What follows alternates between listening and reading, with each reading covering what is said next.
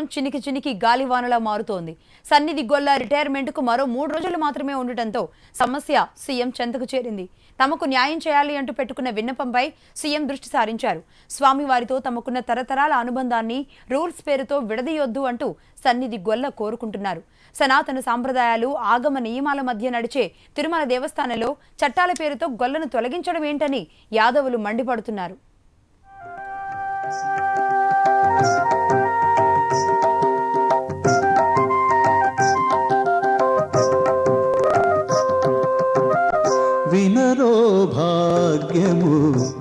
తిరుమల ఆలయం లోపల ఏం జరిగినా ఆగమోక్తంగా ఉండాలి.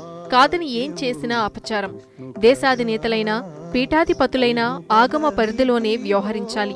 అందుకు శ్రీవారి నామం మొదలు కైంకర్యం వరకు, పూజా విధానాలు మొదలు ఆలయానికి బంగారు తాపడం వరకు ఏం చేయాలన్నా ఆగమశాస్త్ర పెద్దల సూచనలు తప్పనిసరి.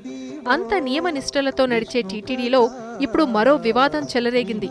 శ్రీవారి ఆలయంలో అర్చకులకు, జియంగార్లకు ఎంత ప్రాధాన్యత ఉందో శ్రీవారిని తొలి దర్శనం చేసుకునే సన్నిధి గొల్ల కూడా అంతే ప్రాధాన్యత ఉంది.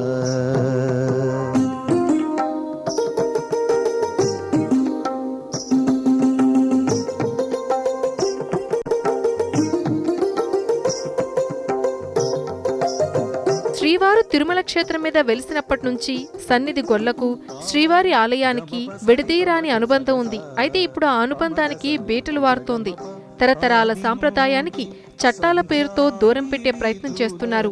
మిరాసే వ్యవస్థలో పనిచేసే సన్నిధి గొల్లకు 1997లో ప్రభుత్వం తెచ్చిన జీవో 855 పెద్ద అడ్డంకిగా మారింది. మిరాసే వ్యవస్థలో శాశ్వతంగా స్వామివారి ఆలయంలో ఉండేవారిని ఉద్యోగులుగా మార్చేసింది. వారికి సర్వీస్ రిజిస్టర్ ఏర్పాటు చేసింది.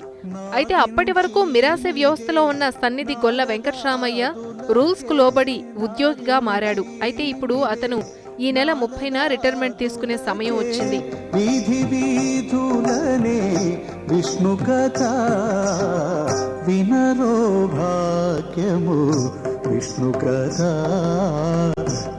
అయితే ఇక్కడే అసలైన సమస్య వచ్చింది. అర్చకుల తరహాలో తమకు కూడా అవకాశం కల్పించాలని పోరాటం చేస్తున్నారు. హైకోర్టును ఆశ్రయించినా న్యాయం జరగకపోవడంతో సమస్యను సీఎం దృష్టికి తీసుకెళ్లారు. ఎన్నిసార్లు టీటీడీకి విన్నపం చేసినా పట్టించుకోకపోవడంతో తమను స్వామివారితో విడదీయకుండా చూడాలంటూ విన్నపం చేసుకున్నారు. తనకు పనులు చేయగలిగే సామర్థ్యం ఉన్నా కూడా దేవుని సేవకు వెళ్లలేకపోతున్నందుకు కన్నీటి పర్యంతమవుతున్నాడు సన్నిధి గొల్ల వెంకటరామయ్య.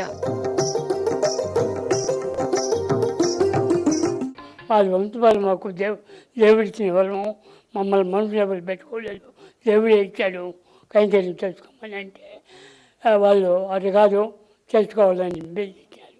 ఈ తాల్బాగ్ వంతులు మాత్రం రాసిచ్చినారు, వాళ్ళు చేసుకున్నారు. అర్చకులు నోటీస్ ఇచ్చేసినారు, మేము చేస్తున్నాము.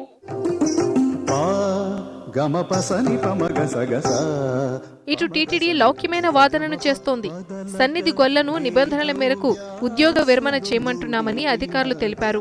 వెంకటరామయ్యతో పాటు ఆయన కుమారుడు పద్మనాభన్ను కూడా సంభావన ప్రాతిపదికన 2006 నుంచి సన్నిధిలో పనిచేస్తున్నాడని చెప్పారు. అయితే గతంలో ఇలాంటి సంకట పరిస్థితులు ఏర్పడినప్పుడు అనుసరించిన విధానానికి, ఇప్పుడు అనుసరిస్తున్న విధానానికి టీటీడీలో వ్యత్యాసం ఉందన్న వాదన బలంగా వినిపిస్తోంది.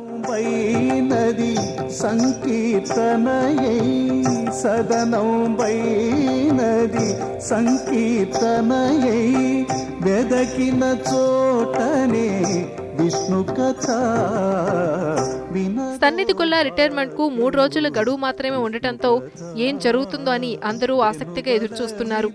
అర్చకులకు వర్తించిన రూల్సే సన్నిధి గొల్లకు వర్తింపచేస్తారా, లేక నిబంధనల ప్రకారం వెంకటరామయ్యను తప్పిస్తారా అనేది వేచి చూడాలి.